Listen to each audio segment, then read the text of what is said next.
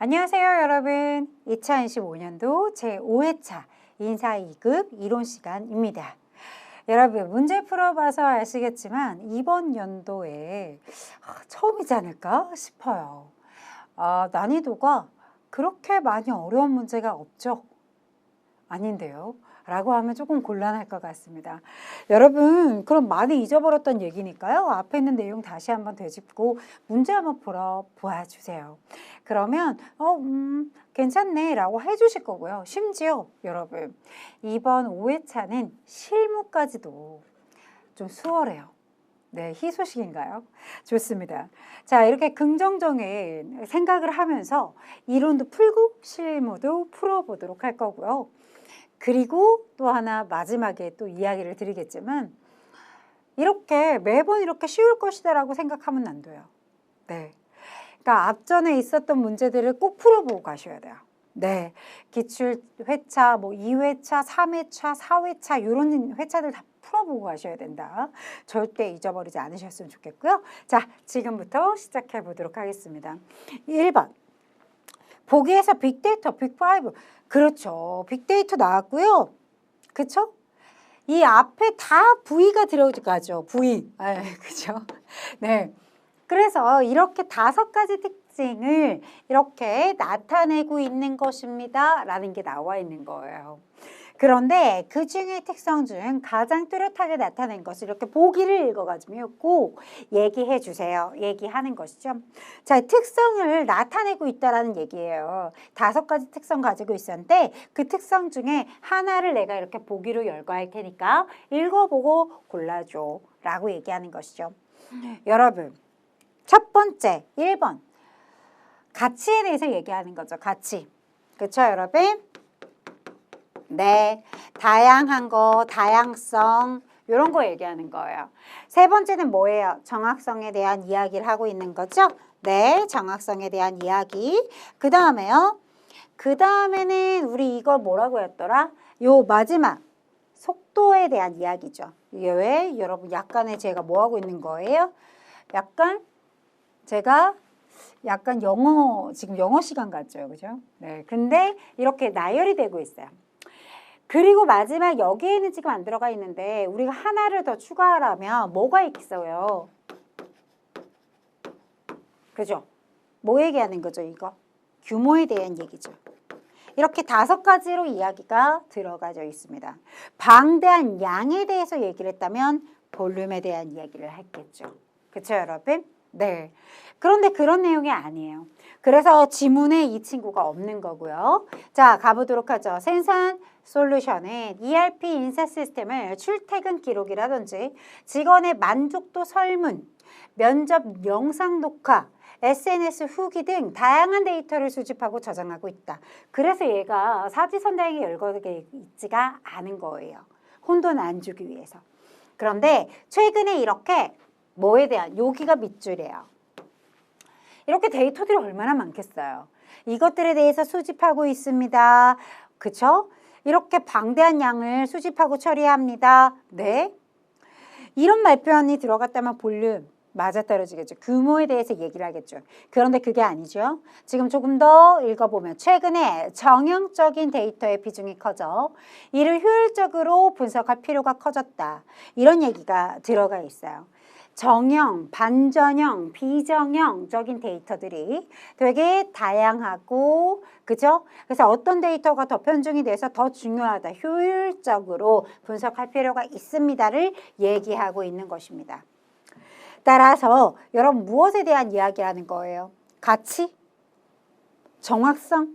아니면 속도? 네. 그래요. 뭐에 대해서 얘기하는 거죠? 버라이어티에 대한 얘기죠. 다양성에 대한 이야기를 하고 있는 것입니다. 그 다양성 어떻게 나눴어요, 여러분? 글로 표현돼 있어요. 영상으로 표현돼 있어요. 이미지로 표현돼 있어요. 이런 얘기들이 언급이 되어 있는 거예요. 정형, 반전형, 비정형적인 데이터. 이렇게 두루두루 볼게. 이런 데이터들을 포함한 다양한 데이터들의 유형을 갖고 그것이 잘 분석해야 되는 것이 중요하다라는 이야기까지 덧붙여 있는 것입니다. 됐나요, 여러분? 네. 따라서 정답이 될 수 있는 건 2번 다양성에 대한 이야기입니다. 정확성과 속도적인 부분에 대해서는 여러분 언급되어 있는 내용이 아니죠. 그쵸, 여러분? 속도를 얘기할 땐 신속하다, 뭐 이런 얘기, 언급이 들어가 있어야 되는 그런 얘기 없어요. 그죠? 정확성에 대한 이야기를 할 때는 정확성과 신뢰성이 높아야 되고 그 나온 분석의 결과는 유의미해야 한다. 유의미한 분석의 결과를 도출해야 된다. 이런 말표현들이 들어가 있어야 되겠죠. 그죠? 네.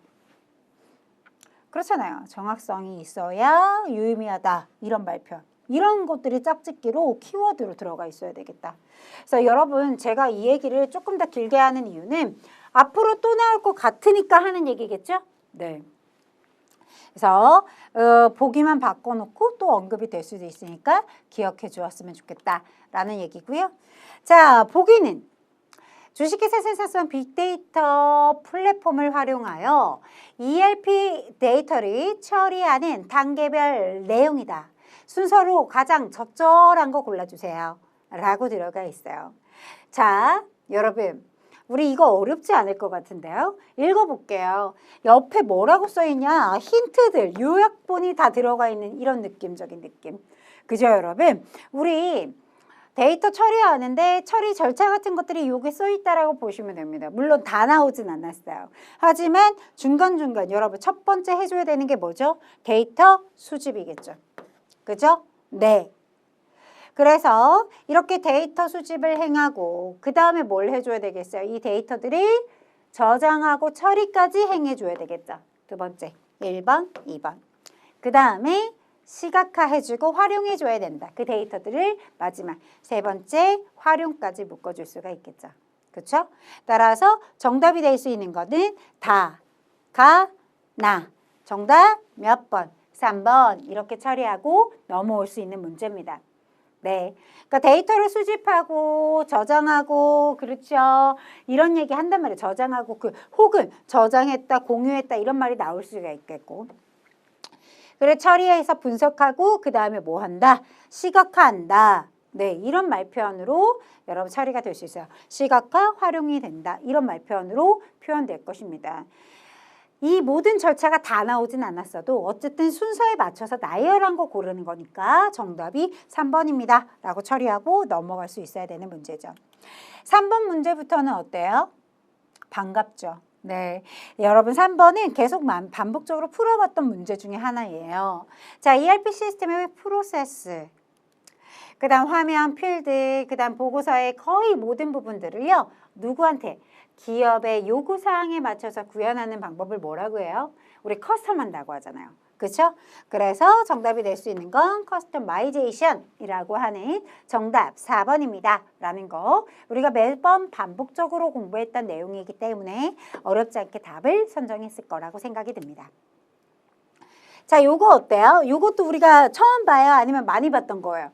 ERP 도입하는 기업의 사원들을 위한 ERP 교육을 계획하려고 합니다. 이때 고려해야 되는 사항으로 가장 적절하지 않은 거.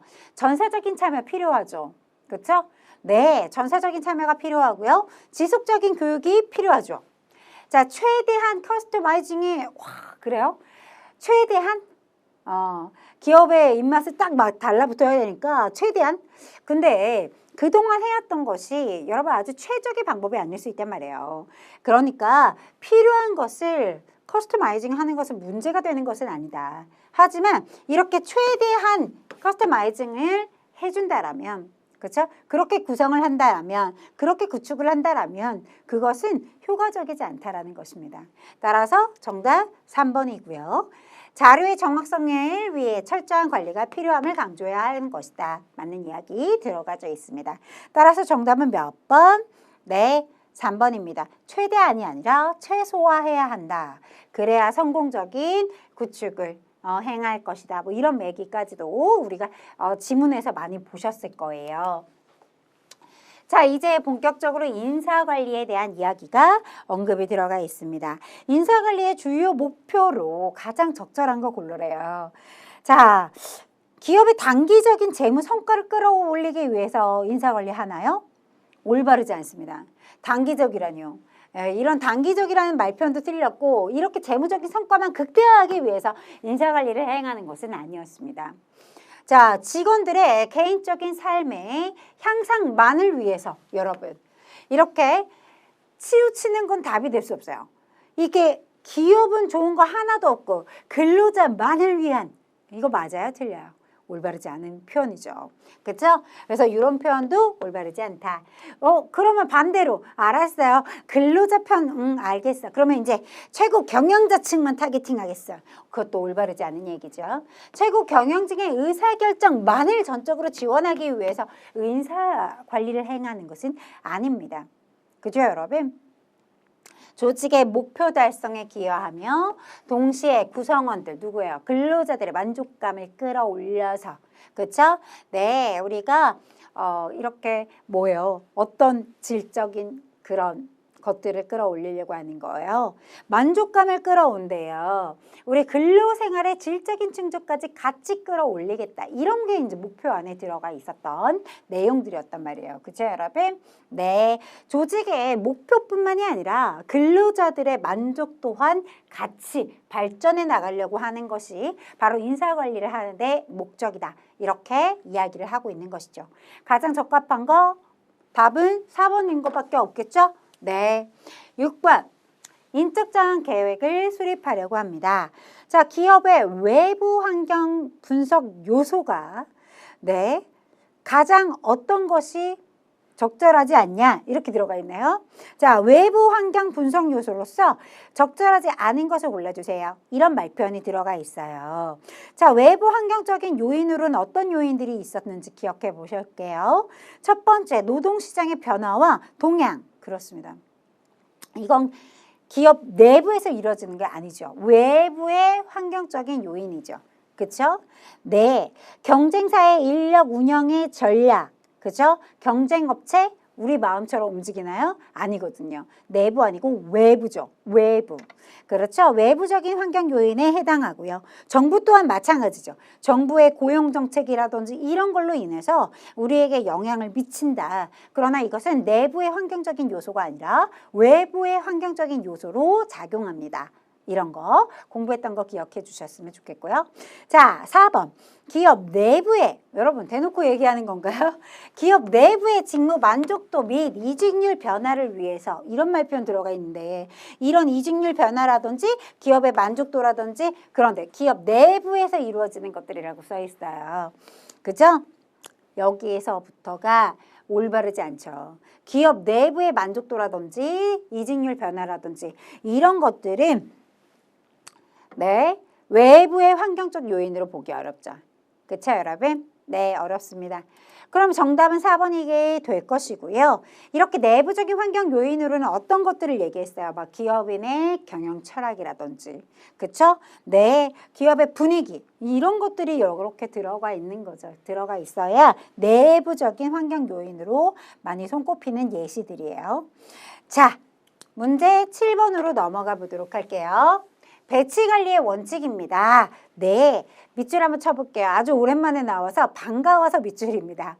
사람을 소모시키면서 사용하지 아니하고 성장시키면서 사용해야 된다는 그런 원칙을 가지고 있습니다. 너무 오랜만이라서 눈물 날 뻔했어요. 요즘에는 이런 말표현 안 쓰고 어떻게 씁니까? 기업의 다양한 직무를 경험하게 하여 장기적으로 미래적으로 근로자들의 능력을 향상을 끌어올리려고 하는 그런 원칙입니다. 이런 말표현들이 많이 보기 박스에서 볼 수 있고 설명이 되어 있죠. 그렇죠, 여러분? 근데 여러분 너무 오랜만에 이런 질문. 이런 질문이 여러분 너무 오래됐으니까 좀 지워볼까? 라고 생각했다가도 그냥 책에 담아놓을 수밖에 없는 그런 부분이 바로 이렇게 또 잊을만 하면 이런 내용을 써면서 뭐에 대한 여러분 내용을 원칙을 설명하고 있어요. 인재 육성주의에 대한 설명을 하고 있는 것이죠. 그죠? 네. 한동안 이런 표현 안 썼다. 그러다가 오랜만에 나왔죠. 하지만 우리 교재에는 적혀져 있어요. 왜냐하면 오랜 시간 인재 육성주의의 원칙으로 설명이 될 때 사람을 소모시키면서 사용하지 않는다. 성장시키면서 사용해야 된다. 이런 말표현으로도 시험 문제가 많이 다뤄줬었기 때문에 언급이 들어가 있는 것이다. 이렇게 생각해 주면서 공부해 주시기 바랍니다. 자, 8번입니다. 보기는 A기업의 인사팀 직무 분석 사례입니다. 사례를 참고해서 직무 분석의 효과적인 활용과 한계에 대한 설명 중 올바르지 않은 것을 골라주세요. 자, A기업은요. 최근 사업의 다각화의 기준에 따라 기존 직무들을 재분석하고 신규 직무도 체계적으로 정의하였습니다. 직무 분석의 결과를 바탕으로 채용하고 교육 훈련도 하고 보상 체계뿐만 아니라 조직의 재구성, 인력 배치에도 적극적으로 활용을 하였습니다. 하지만 일부 고도의 창의력과 자율성이 요구되는 직무에 대해서는 직무 분석이 적합하지 않다라는 의견도 있습니다. 자, 이 사례를 읽고 아래에 이렇게 효과적인 활용과 한계에 대한 설명을 올바르지 않은 것을 살펴볼게요. 자, 직무 분석은 이렇게 채용과 교육 훈련 프로그램 설계하는 데 필수적인 기초 자료로도 제공이 됩니다. 맞는 얘기죠. 위에 써 있어요. 그죠? 창의력과 자율성이 중요한 직무는 직무 분석을 통해 구체적으로 정의하고 평가하기에 적합하다라고 써 있어요? 아니요.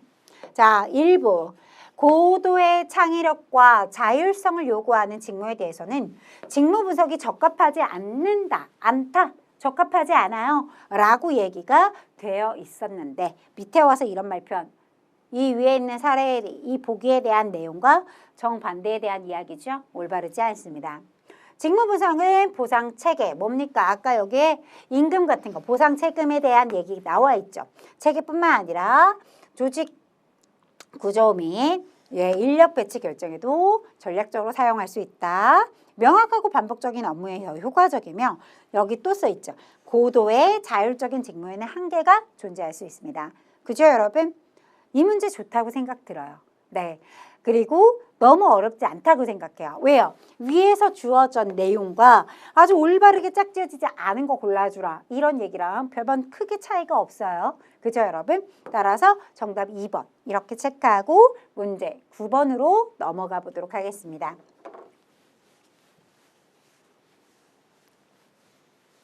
자, 문제 한번 읽어봐 주세요. 자, 주식회사 생산의 인적 자원 수요 예측의 사례입니다. 이 기업이 활용한 인력 수요 예측 방법으로 가장 적절한 것은 무엇입니까? 주식회사 생산은 최근 3년간의 매출액과 인력의 수를 추세를 분석하였습니다. 그래서 매출액 대비 필요 인력의 비율, 생산성 비율을 산출하였습니다. 이를 바탕으로 내년도에 매년 예상이 되는, 그죠? 내년에 예상이 되는 매출액 대비 필요 인력들, 인력 수요를 예상할 수 있었습니다. 이런 얘기가 들어가 있는 거죠. 자, 이렇게 놨더니 선생님 추세를 분석했어요. 답이 없어요. 이렇게 생각하실 수도 있겠지만 조금 더 여러분 혼돈을 가져올까 봐 이렇게 주어졌죠. 매출액 대비 필요 인력 비율, 즉 생산성 비율을 따졌다라는 말표현이 들어가 있습니다. 그쵸? 네. 여러분 100개를 10명이서 만들었어. 이런 게 여러분 뭡니까? 생산성 비율이죠. 그죠, 여러분? 네. 따라서 지금 얘기하고 있는 이 친구는 뭐에 대한 얘기예요? 정답 4번에 대한 이야기였습니다. 그죠? 여기 지금 인력이 들어가 있는 거죠. 왜? 기계로도 할 수 있어요. 생산성은 여러 가지를 기준으로 볼 수 있어요. 기준을 여러분 이렇게 인적을 기준으로, 그죠? 사람 인수를 기준으로 10명이 100개를 만들었다. 100만 원을 매출했다. 이렇게 들어갈 수가 있겠죠. 인풋과 아웃풋에 대한 이야기로 여러분 볼 수가 있습니다. 나중에 여러분 어때요? 다음 시험에는 이렇게 나올 수도 있죠. 10대의 기계장치를 가지고 여러분 매출액을 얼마를 100만 원을 만들었다. 이런 식으로도 여러분 이야기할 수 있겠죠. 그래서 뭐 매출액 500만 원을 만들려고 한다면 몇 대가 필요할 것이냐 뭐 이런 식으로도 몇 대가 필요할 것으로 예상된다라는 걸 계산했다. 이런 식으로도 나올 수가 있어요. 다 생산성 비율을 따져서 계산을 해놓은 것이라는 것을 여러분들이 살펴줄 수 있는 문제다. 말만 살짝 바꿔서 다시 또 언급이 될 수도 있다라는 것을 지금 얘기하고 있는 거죠. 됐나요? 네. 자, 우리가 명목집단법이라든지 델파이기 방법, 여러분 델파이 기법이라든지 전문가 예측법 이런 모든 것들을 여러분 안 배우지 않았거든요. 그죠 여러분? 그런 내용들을 한 번 더 여러분 보고 뒤로 넘어와 주는 작업 행해 주실 수 있었으면 좋겠고 문제 10번으로 넘어가서 인사고과의 실시 목적에 대한 것이다 라고 들어가 있고요. 가장 적절하지 않은 것을 골라주세요. 여러분 문제 읽자마자 이거 왜 자꾸 쉽다고 얘기하는지 알겠죠? 같이 보세요. 인사고과의 실시 목적입니다. 첫 번째 여러분 직원 간의 사적 친목 도모를 위하여 와 그죠? 이거 진짜 보너스인가? 네 보너스 문제죠 여러분. 올바르지 않잖아요. 직원 간의 사적 친목을 다지기 위해서 인사고과를 해요? 올바르지 않습니다. 실시하는 목적에는요. 이런 거죠. 공정타당한 보상과 승진 같은 것들을 결정하는 데 있어서 근거를 마련하고 직무 수행에 대한 피드백을 제공해서 이렇게 자신이 모자른 것을 조금 더 추후에 보충할 수 있도록 역량을 개발하기 위해서 그죠? 인사고과를 행하는 것이다. 직원들의 능력과 성과를 정기적으로 평가하여 이렇게 인사결정의 기초자료로도 활용하기 위해서 우리 인사고과를 실시하는 것입니다. 이런 얘기가 들어가 있는 거죠. 자, 올바르지 않은 거 1번이죠. 이거는 사실 인사공부 안 해도 이 문제를 보고 답을 한번 도출해 볼래? 라고 하면 너무 잘 맞출 것 같은 건 제 오해예요. 여러분도 그쵸? 답을 잘 도출할 수 있을 거라고 생각이 들어요. 그죠 여러분? 네. 11번 문제 가보도록 할게요. 아래 보기에서 여러분 설명하고 있는 교육훈련 개발 방법은 하고 물어요. 자, 사례 연구가 뭡니까? 사례 연구는 실제 사례를 가져다가 이런 말표현 들어가야 되겠죠. 그죠? 네. 일단 여러분 사지선다형에 있는 이야기들을 한번 제가 짚어서 이야기 한번 해볼게요. 사례연구법이 들어가 있는데 실제 사례를 가져다가 여러분 토론하고 막 그래야 되겠죠. 치열하게. 그게 뭡니까? 사례연구법이에요. 자, 역할연기법이라는 거 롤모델링법이라고도 하고 여러분 어땠죠? 이렇게 특정한 상황 속에 특정 역할을 맡기는 거죠. 너가 교수해봐. 내가 학생 해볼게. 혹은 내가 엄마 해볼 테니까 네가 그죠? 기업으로 따지면 내가 경영자지만 사원 해볼게. 너가 경영자 해봐. 할 수 있어요? 없어요? 이렇게 롤을 맡기는 것이다. 그죠 여러분? 특정 역할을 맡기고 여러분 그 행동을 실행을 해보게끔 하는 것이 역할연기다라는 것을 이야기했었고요. 인바스켓법이라고 하는 게 뭐였습니까? 바스켓 안에서 문제 쪽지를 바로바로 읽어가면서 해결 능력을 향상시켜가는 거죠. 즉각적인 이런 문제를 해결해 나가는 그런 모습을 나타내는 그런 형태를 가지고 있는 보기가 들어가 있어야 할 것입니다. 자, 그럼 한번 들어가서 보도록 할까요? 네. 주식회사 생산 여행사 직원 6명이 모여서 내년도 계절별 여행 상품 개발에 의한 안건을 자유롭게 의논하였습니다. 자, 2025년도 12월 1일부터 여러분 12월 3일까지 총 3일간 회의를 진행하였고요. 회의에서 제시한 안건들 중에 가장 적합한 여행 상품을 선택하고 자유롭게 의견을 교환하였습니다. 이런 말표현이 들어가 있어요. 답이 될 수 있는 거. 자, 일단 사례연구법도 안 맞는 것 같고 실제 사례를 가져다가 논쟁을 하고 있는 것도 아니잖아요. 그리고 역할연기법 너는 여행사 직원에 내가 여행 가는 그런 사람 해볼게. 여행자 해볼게. 이런 말표는 안 들어가 있어요. 그죠 여러분? 즉각적으로 문제를 해결해 보겠어. 이렇게 들어가 있지도 않습니다. 그죠? 여러분 브레인스토밍 여러분 기억해 보세요. 브레인스토밍 뭐라 그랬죠? 적절한 소수 인원들이 모여서 자유롭게 아이디어 대방출하는 그런 형태를 가져요. 네, 이런 말표현을 했었어요. 그렇죠? 정답이 될 수 있는 거. 보기에 내용을 읽고 근접한 내용이 무엇이냐? 자, 브레인스토밍에 대한 이야기입니다. 라고 얘기할 수 있어야 되겠죠. 네, 그래서 저는 생각했어요. 공부를 약간만 여러분 우리가 약간만 삐뚤어져서 생각하면 이거 사례인가? 라고 생각할 텐데 이거 실제 사례를 놓고 이렇다 저랬다라는 것을 여러분 논쟁을 해보는 것이기 때문에 지금은 어떻습니까? 아이디어를 내놓는 거야. 자유롭게. 그렇죠? 자기가 생각하는 그런 안건들을 자유롭게 발언해 보는 거고, 그렇죠? 이런 걸 통해서 아이디어 창출하고 문제 해결해 나가는 그런 방안을 얘기하고 있는 것이기 때문에 브레인스토밍에 대해 근접한 답안이다 라고 얘기할 수 있겠죠. 자, 문제 12번 넘어가도 되겠죠? 네, 주식회사 생산의 인적자원 개발 사례이다. 사례에서 언급한 활동 중 경력관리의 주요 내용으로 보기 어려운 거 골라주세요 라고 들어가 있어요. 자, 주식회사 생산은 구성원의 지속적인 성장을 위해 다양한 인사 제도를 운영하고 있다. 팀장 이상의 리더를 대상으로 리더십 향상 교육, 사내 강사 육성 프로그램, 중장기적인 경력 계획 수립 워크숍 등 정기적으로 제공을 하고 있으며 직무 전환 희망자들에게는 직무 순환의 기회도 부여하고 있습니다. 신입 사원에게 입사 후, 그죠? 입사 직후 조직 적응을 위한 오리엔테이션을 집중적으로 운영하고 있습니다. 이런 말표현 들어가 있어요. 자, 이런 내용들이 있는데 여기 볼게요. 경력 관리를 얘기하는 것입니다. 그래서 여러분 이렇게 리더십 향상시키겠다? 경력 개발 맞지. 왜요? 팀장의 이상의 그 리더들한테 이 향상 교육을 시켜줌으로써 경력 관리에 들어가죠. 자, 그 다음에요. 여기 뭐 써 있어요? 직무 전환 그 희망자들에게, 그런 근로자들에게 다양한 경험을 제공하는 거죠. 직무 로테이션, 순환을 기회를 줌으로써 자기가 경력을 개발할 수 있도록, 즉 경력 관리 안으로 들어갈 수 있겠습니다. 자, 신입사원에게 입사 직후에 조직에 적응을 잘 하기 위해서 오리엔테이션을 집중적으로 운영하고 있는 것은 하나의 그냥 교육훈련이지 이것을 여러분 뭐라고 볼 수는 없을까요? 경력관리 안에 들어가는 내용으로는 보기가 어렵습니다.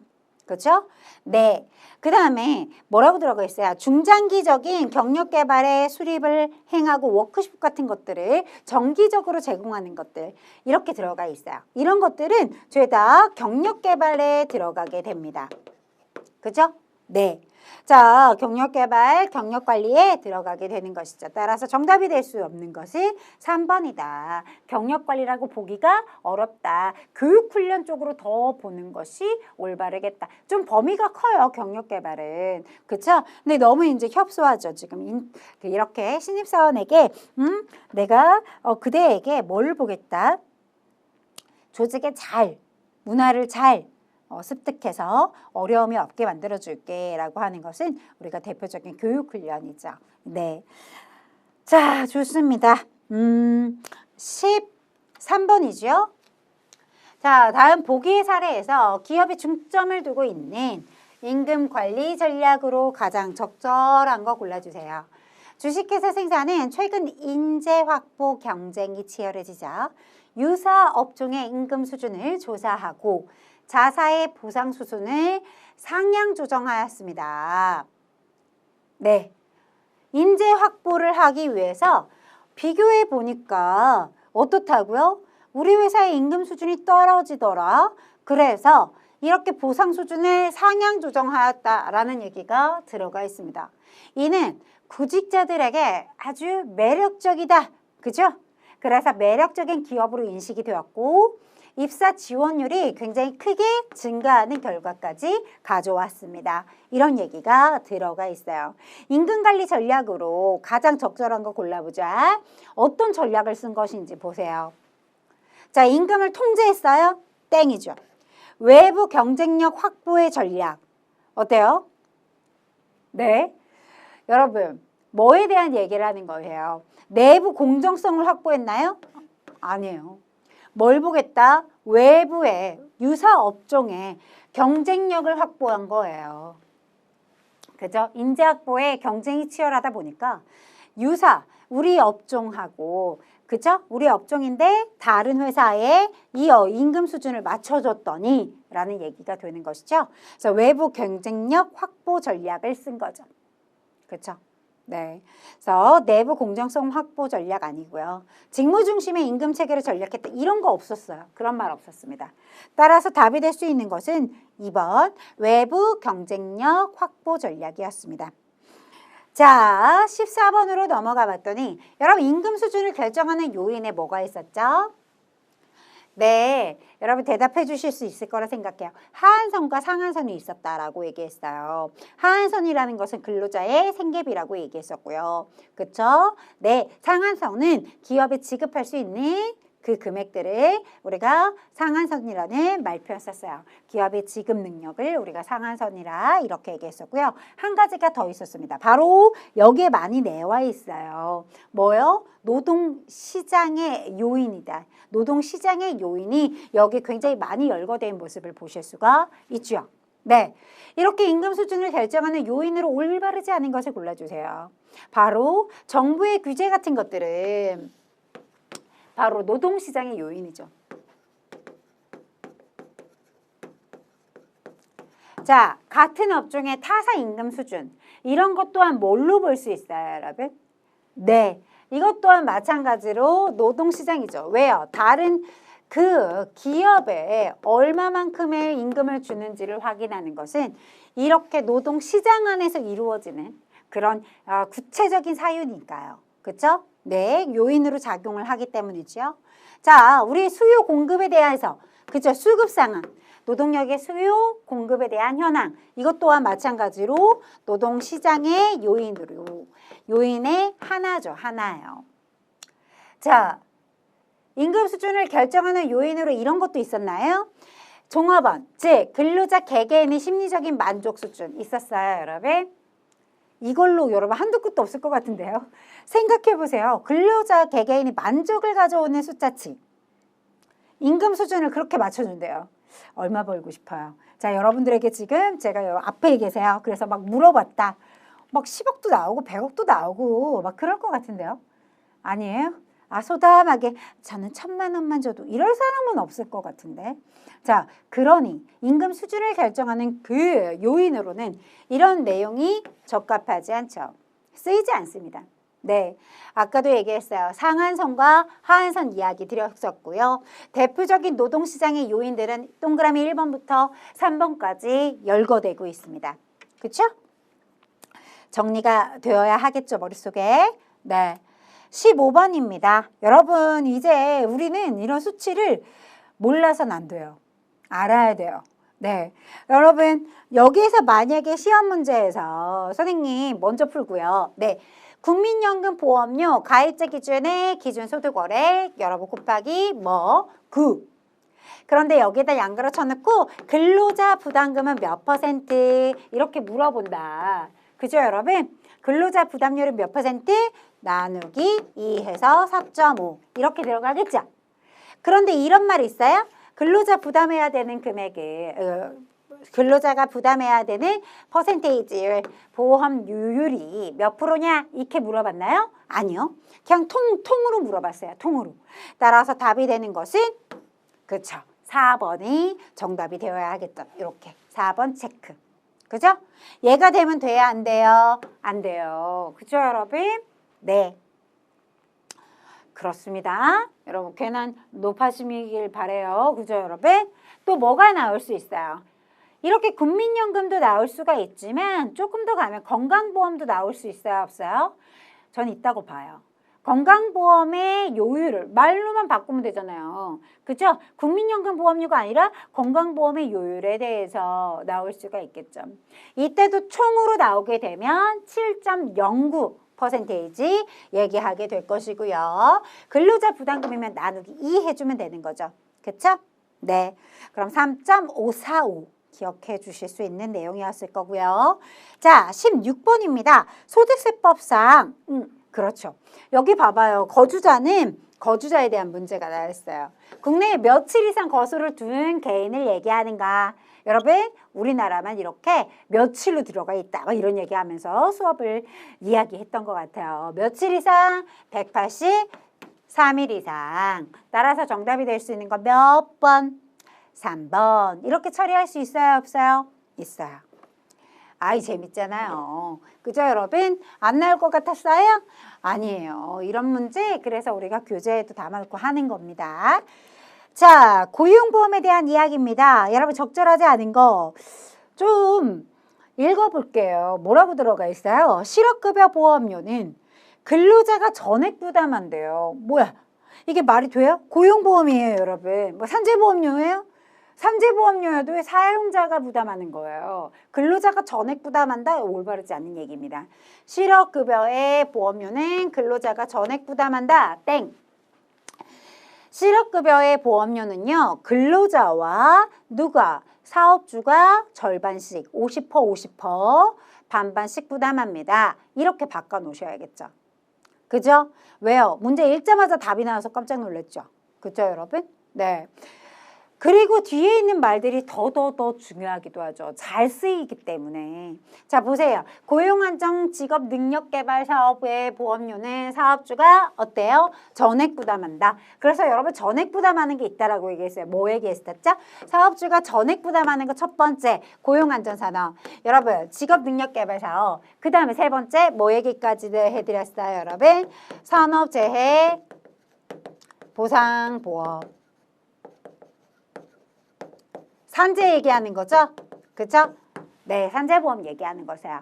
그래서 사지선다형 문제 나올 수 있으니까 기억하시라. 이런 얘기 했었죠. 그죠? 네. 사업주가 전액 부담하지 아니하는 것을 골라주세요. 이런 식으로 해서 사지선다형으로 열거할 수 있어요. 이렇게 해놓고 하나는 실업급여 이렇게 놓을 수 있다라는 얘기죠. 문제를 이런 문제들을 그렇게 변형시킬 수 있다는 얘기예요. 내용들을 가져다가 실업급여 보험료 중에 근로자 부담금에 대하여 사업주가 매월 임금 지급 시 원천 징수해야 하는 것이다. 그죠? 반반이니까. 자, 고용보험은 근로자의 실업 예방과 생활의 안정, 그 다음 직업 능력 개발을 지원하기 위한 사회보험이다. 맞는 이야기 들어가 있습니다. 자, 읽어주시면 되겠죠. 맞는 것은 여러분들이 한 번씩 꼬박꼬박 읽어주면서 넘어와 주셨으면 좋겠고. 자, 18번입니다. 생활 디자인의 주식회사 생활 디자인의 근로시간 운영 방식에 대한 사례입니다. 해당 기업이 채택하고 있는 근로시간 제도로 가장 적절한 건 무엇인지 골라주세요. 자, 보기를 읽어보도록 하겠습니다. 여러분, 주식회사 생산 디자인은 직원들의 창의성, 워라밸의 향상을 위해서 새로운 근무제를 도입하였다. 자, 이 제도는 뭐냐? 직원들이 1개월 단위로 총 근로시간을 160시간이면 160시간만 채우면 개인 상황에 따라 출퇴근 시간을 자유롭게 조정한다. 누가요? 근로자들이요. 답이 튀어나와 버렸어요. 뭐죠? 선택적 근로시간제를 얘기하는 거죠. 근로자들이 출퇴근 시간을 자유롭게 조정할 수가 있습니다. 자, 이렇게 정해진 총 근로시간만 채우게 되면 문제가 없어 라고 얘기하는 거죠. 하루에 6시간 또는 10시간 근무도 자율적으로 조정할 수 있습니다. 팀과 협업을 해야 하기 때문에 이렇게 코어 타임을 가져야 돼요. 이런 얘기가 들어가 있죠. 자, 이에 대한 여러분 근로시간 제도는 우리는 선택적 근로시간제에 대한 이야기를 행하고 있는 것이죠. 네. 정답 처리하고 19번 가보도록 할게요. 여러분 뭐라고 들어가 있어요? 뭐에다가 밑줄 볼까요? 숙련공을 조직의 기반으로 하는 노동조합의 형태 나와 있습니다. 여러분 이렇게 숙련공을 조직의 기반을 하는데요. 동일한 직업이나 직종에서의 숙련도 있는 근로자들의 노동자들의 이익을 확보하기 위해서 만들어진 것이 여러분 직업별 노동조합, 직종별 노동조합이라고 얘기할 수 있겠죠. 왜? 여기에서는 직업이 아니라 직종별로 표현이 되어 있어요. 그죠? 네, 직종. 동일한 직업이나 동일한 직종에 종사하는 숙련공들이 이런 말표현 들어가 있었죠? 네, 따라서 답이 될 수 있는 건 2번 뿐이고요. 2번. 1번 일반 노동조합 같은 경우는 산업이라든지 직종, 직업 이런 거에 관련이 있어요? 없어요? 없어요. 그죠, 여러분? 그런 형태를 가지고 있는 게 일반 조합이다라고 얘기했던 거. 기업별 노동조합이라고 하는 건 동일한 기업에 종사하는 자들로서 구성이 되는 것을 얘기하는 것이다 라고 얘기하는 거죠. 중견기업은 여러분 말 그대로 중견기업에 여러분 만들어져 있는 노동조합을 의미하고자 여기에 사지선다형이 나열해 놓은 것이다 라고 볼 수밖에 없겠죠. 하지만 이것 또한 어쨌든 뭐라 볼 수 있어요. 기업별 노동조합에 들어가게 되겠죠. 일부러 이렇게 붙여놓은 것 같아요. 중견기업별이라고 들어가 있는 것은 중견째를 이렇게 떼서 기업별 노동조합으로 같이 그 의미를 조금 익혀두시고 넘어가셔도 될 것 같고, 그죠? 자, 20번 문항 가보도록 하겠습니다. 회사가 근로자에게 라는 말표가 들어가 있어요.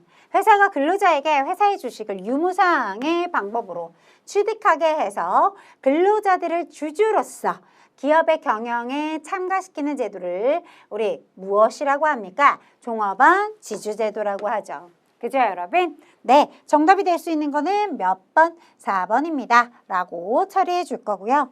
여러분, 이런 말 표현도 할 수 있을 것 같기도 해요. 여러분, 유무상의 방법으로 주식을 취득하게 됐다? 스톡옵션은 안 되는 거예요? 라고도 얘기를 할 수 있을 것 같아요. 하지만 스톡옵션은 보상의 성격, 그죠? 이런 성격으로 왜냐하면 내가 임금을 충분치 못하게 주니까 스톡옵션을 활용하는 형태로도 많이 사용이 되기 때문에 여기서 얘기하는 경영참가의 제도에 조금 더 적합한 거, 가장 적합한 거, 그리고 우리가 매번 공부했던 이틀로 공부를 해보시면 이런 말표현 그대로 여러분 설명되어 있죠? 이것을 여러분 거의 주관식으로도 많이 출제될 때 인용되었던 설명이에요. 그 설명 그대로 나왔고 사지선다형으로 나온 것이기 때문에 정답이 될 때 4번밖에 없다라고 처리하고 넘어가 주시면 되겠습니다. 자, 이렇게 해서 모든 문제를 풀어봤어요. 그쵸, 여러분? 좋습니다. 여러분 많은 내용들을 조금 잊어버렸다라고 하면 다시 한번 상기시켜 줘야 되겠죠. 심지어 이쪽 20번 문제에서는 이런 노사협의제도라든지 노사공동결정제도라든지 이런 것들을 보기 박스로 놓고 알맞게 짝지어진 것을 고르시오. 이런 식의 문제 처리도 또 한 번 출제가 될 수 있다는 것을 기억해 주면서 공부를 해주셨으면 좋겠어요. 그쵸, 여러분? 좋습니다. 자, 이런 내용들 조금 더 이제 세부적인 게 어떤 게 나올까라는 것까지 구체적으로 조금 담으면서 공부를 해주셨으면 좋겠어요. 왜냐면 조금 이번 회차가 무난했단 말이에요. 아니에요? 네. 그래도 이 전 기출을 풀다 보면 이번 회차는 무난하다고 생각이 드실 거예요. 그래서 아니라고 한다면 다시 한번 꼭 다시 한번 리체크를 해주셔야 된다라는 이야기 드리고 싶고요. 그리고 우리가 이론도 중요하지만 뭐도 중요해요? 실무가 굉장히 중요하죠. 그쵸? 네, 우리 실무 때 어떤 문제 나왔냐고요? 여러분, 회사 본사를 제외하고 회사 본사가 제외하고 강원도 지점이라든지 이런 거 있잖아요. 강원 지점 이런 거 나올 거거든요. 누구누구를 포함한다. 이런 식의 그 지문들을 잘 읽어서 신경을 조금 더 써줘야 되는 문제들이 언급이 되었어요. 그래서 저랑 같이 한번 실기 문제도 한번 풀어 가야겠죠? 풀어 보셔야죠. 이론으로만 합격이 되는 시험이 아닙니다. 따라서 실기도 하나하나씩 저와 같이 함께 풀어보도록 할 거예요. 여러분 아래 링크 타고 바로 실무 영상까지 확인해 보러 들어오시기 바랍니다. 저는 먼저 가서 기다리고 있겠습니다. 여러분 오늘도 수고 많이 하셨습니다.